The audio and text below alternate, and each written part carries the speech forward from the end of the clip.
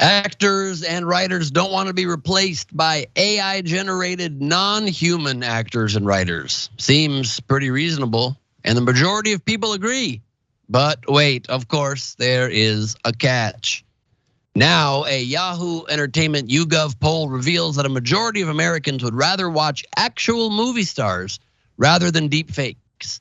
61% of the 1,665 US adults surveyed say it's a bad idea to include digital replicas of actors generated by AI in movies and TV shows. I'd like to right off the bat point out how much people don't understand the issue here, because they only say movie stars. The vast majority of actors, the 165,000 or so SAG members, only about 100 of them are movie stars. The rest are struggling actors, but I digress. Meanwhile, 63% of those polled also think it's a bad idea for Hollywood to open the door for more movie and television scripts generated by AI instead of human writers. One of the major issues for the WGA as well. Overall, 55% of respondents support both the actors and writers in their labor dispute with the major movie studios, cable networks, and streaming services. But here's the key point. That means that 39% and 37%, respectively, of people have no problem with either one being replaced by computer-generated talent.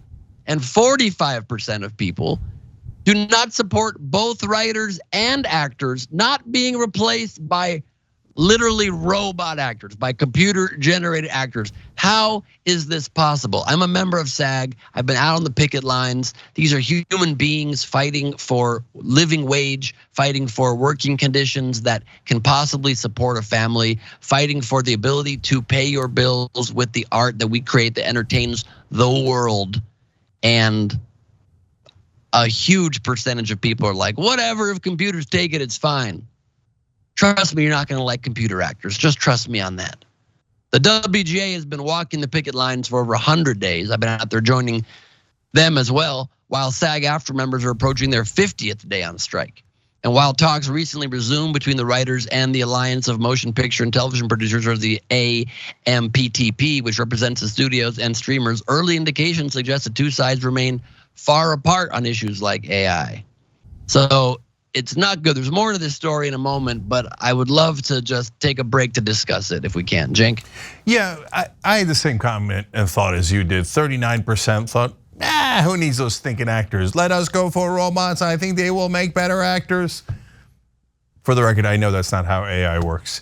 But guys, yeah, of course you need human beings to do some things, and acting seems to be right up there. Yeah, I guess it's good. The 61, great majority is on the actor's side, but it should be a lot more than that for sure. Sharon? And when you take 40% almost, okay, of people who are saying basically, we want more automation. Did they say that about the auto plants in America? They want to replace workers with automation. These are people who seem to have something against Hollywood, because as Ben said, they perhaps don't understand that not everyone's last name is Pitt or Paltrow or Denzel Washington, and that people are just trying to make a living and be creative. Who are these people who actually say, I'm a person, but I vote for some kind of computer generated image instead? It doesn't make any sense. People don't realize that actors are hard-working people. Most of them, many of them have other jobs, are still waiters, are Uber drivers. It's an enormous amount of people that have to do that kind of very hard back-breaking work to pay their bills. They get kicked off the SAG insurance if you don't make $26,000 in the course of any 1 year. You get kicked off of the SAG health insurance, and something like 70% of members of the SAG union do not make that much. And they have to then sign up for Cobra as their option, which is insanely expensive. It's like, probably by now it's around $1,000, if not more, per month in healthcare costs alone. And people don't realize that SAG-AFTRA is a signatory of the AFL-CIO. It's under the AFL-CIO. IATSE was out there with us the other day as well. But when I spoke in Iowa at the AFL-CIO convention, I got a standing ovation from those workers, because I said to them, I'll fight for you because I'm one of you. I literally am in your union.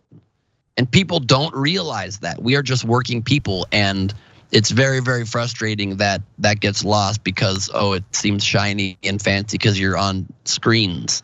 But in good potential news, California is now considering giving unemployment benefits to striking workers. About 160,000 SAG-AFTRA members have been on strike for more than a month. Another 11,500, that's the number, sorry, 11,500 Writers Guild of America members have been on strike for almost 4 months now. There were another 12 active strikes in the state during July across other industries, making California the most active state for labor actions that month, according to the Cornell University School of Industrial and Labor Relations Labor Action Tracker.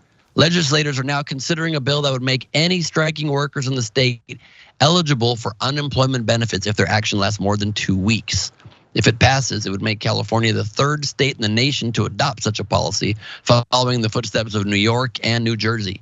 Meanwhile, Connecticut and Massachusetts are also considering similar bills. Labor experts say the bill could mark a turning point for workers in California. What does Stephen Greenhouse think? Stephen Greenhouse, former New York Times labor reporter and senior fellow at the Century Foundation, told Insider, this will certainly be a boon to them and in ways might help stimulate the California economy by putting striking workers would be able to be eligible for payments up to $450 per week, putting more money in people's pockets. New York now offers striking workers up to $504 a week, while New Jersey offers up to $830 a week. So if you're gonna strike, move to New Jersey first, I suppose, is the move there. Cenk, your thoughts on this potential bill? Yeah, and so two relevant parts, well, one relevant part. First, I'll just say the movie industry actually started in New Jersey, so moving back to Jersey might make sense. It was until D.W. Griffith, who turned out to be a monster, realized, we can shoot around the clock or around the year in LA that it moved to Los Angeles. So moving back to Jersey, think about it, the fact that it's my home state is not affecting me at all when discussing this.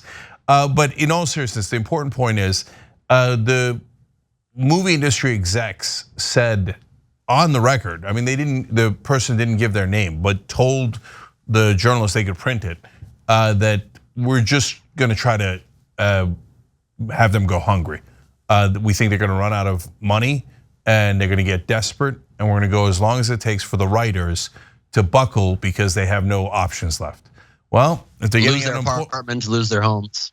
Yeah, and if they're getting unemployment checks, that's gonna take longer. It's not that it's not gonna happen, it's gonna take a lot longer, in which case the studios are gonna bleed more money and they're gonna be uncomfortable with that. So this could change the financial equation and hence the entire dynamic of the strike. Sharon. Yeah, I agree. $450 a week is not much. It's not gonna be enough to save a lot of people, but it's the right thing to do. It really is. And I wonder how quickly this will become a political talking point for Marjorie Taylor Greene and Ted Cruz about how these measly payments are going to prolong the strike because people don't want to really work anyway, and you're paying them to sit home and be lazy. I don't know why there's only a few blue states who have already adopted this when it seems like this is crucial to just having people be able to eat, okay? Just eat. That's the territory that we're getting into now. Thanks for watching The Young Turks, really appreciate it. Another way to show support is through YouTube memberships. You'll get to interact with us more. There's live chat emojis, badges.